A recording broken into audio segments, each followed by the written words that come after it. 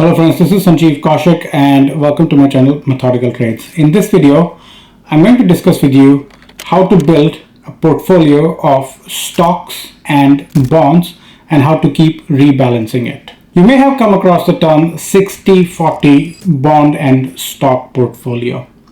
So let's just start off with what is the appropriate breakdown between how much you should be investing in stocks and how much you should be investing in bonds. The rule of convention says that when it comes to investing in stocks, what you should do is deduct your current age from 100, and what you get as a result should be the percentage investment in stocks. So let's say you're 30 years old, and when you deduct 30 from 100, you arrive at the number 70.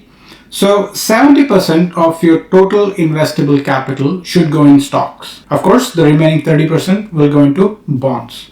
But as you grow older, this rule will always remain the same. That is, when you'll be 40 years old, 40% of your investable capital should be in bonds and 60% should now remain in stocks. Which means, as you'll grow older, more and more of your investment will go into bonds and less of it would remain in stocks. Of course, it's not just about the age, but also the individual's risk appetite. Even at 60 or 70 years age, some people are way more aggressive. However, many prefer to not take that kind of risk. So in my opinion, the rule of deducting your age from 100 to arrive at what percentage should go into stocks and bonds is actually quite appropriate. However, if you are risk averse or maybe a little more aggressive, or maybe you trust stock markets more than the bond markets for whatever the reason, you can always vary how much of your investable capital should go in both these asset classes. But this is just a rough estimate, because what you also have to consider is bonds always give you additional cash flow coming in year on year because of the interest that you receive, right? So you will have to keep on rebalancing your portfolio accordingly. So next we have to talk about rebalancing, how exactly we should do it. And in order to keep it very simple, I'm assuming that all the interest income that you're going to get from your bond investments would not be reinvested. This is just to keep the example simple.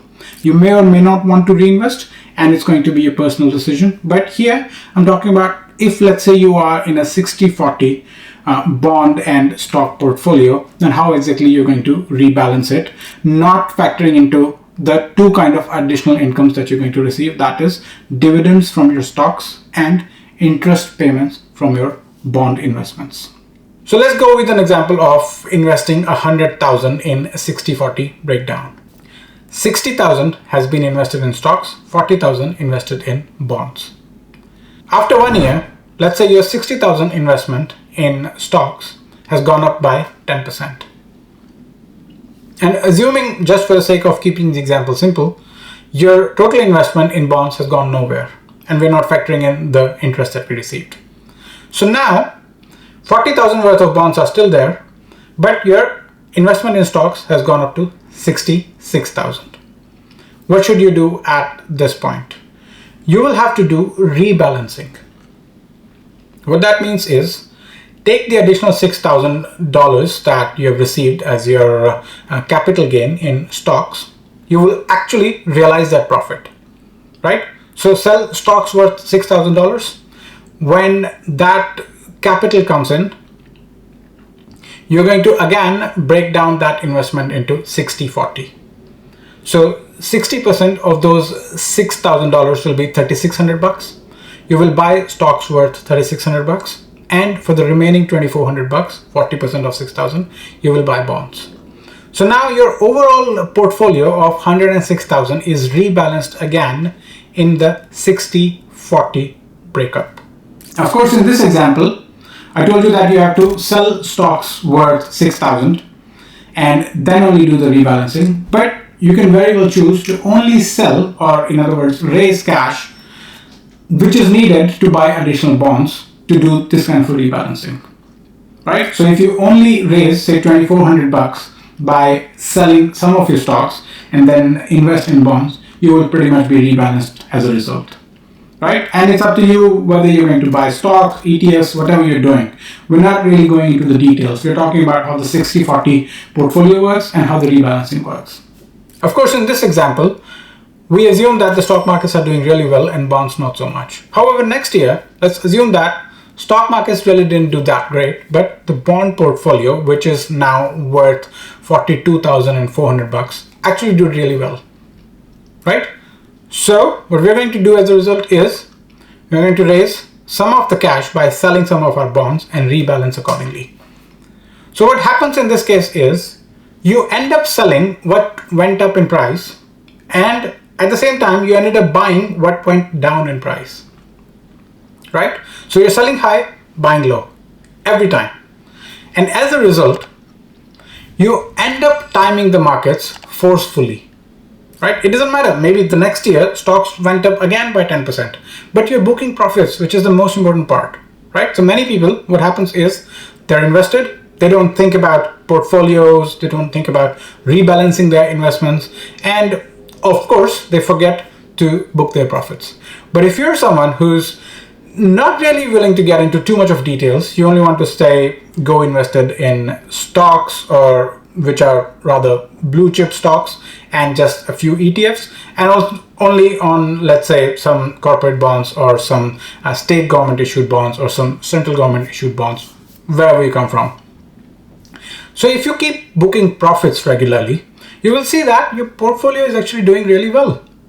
You have exposure to both the safe investments in bonds and aggressive investments in stocks. And as you will age, you can accordingly do the rebalancing. Maybe you want to do that rebalancing every 5 years. So when you are, let's say, from 40, now you're 45, then you would consciously make sure that your bond investment is now 45% of your total investable capital, right? But you do this rebalancing every year. Or if you want to be a little more involved in this rebalancing, the next year you can go with 59-41, because now you're 41 years old, and the next year it can be 42-58. So you can keep rebalancing on a yearly basis as well. You don't have to wait for the 5 years. It's going to be a personal choice depending upon how much risk you want to take, and maybe market scenarios can also dictate when it comes to taking this kind of a decision. So when you'll keep on doing it, you will always have exposure to a safe asset class and an aggressive asset class.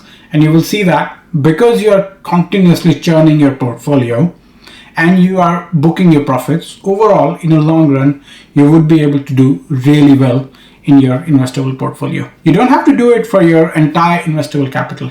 Maybe just follow this 60-40 rule for 50% of your total investable capital. Let's say your total investable is 200,000. Do it for 100,000, and for the remaining 100,000, you can do your active trading or active investing in stocks, whatever.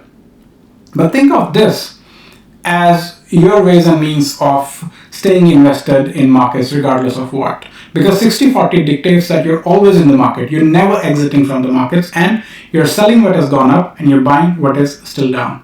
And you just keep on repeating the cycle, right? I hope this was helpful. Do let me know in comments if you're someone who does follow stock plus bond investment as portfolio, and I'll see you soon.